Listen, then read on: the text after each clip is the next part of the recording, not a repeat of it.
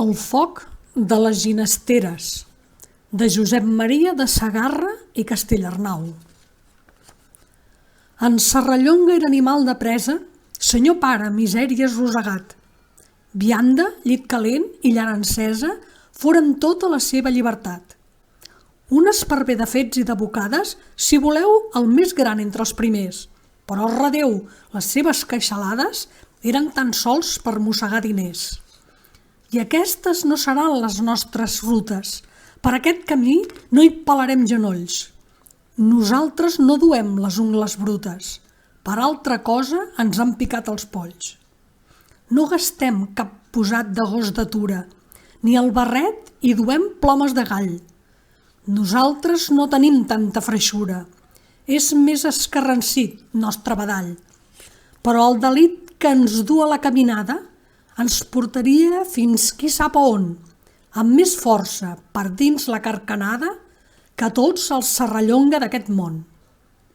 Nosaltres no lluitem per la moneda, ni escopim per fer mal nostre verí, ni ens engresca un soroll de bossa freda, ni el catre de la dona del veí.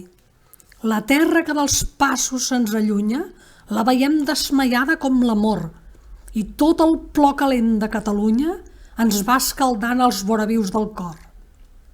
Són les pobres masies saquejades, la cendra dels corrals i dels pallers, són les tristes donzelles deshonrades que van fugint dels llops i els esparvers.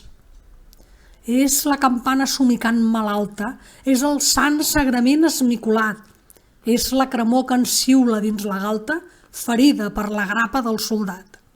És el virrei que venta cops de fona i mana amb la careta dels botxins, i és aquella presó de Barcelona amb el millor de nostra gent a dins.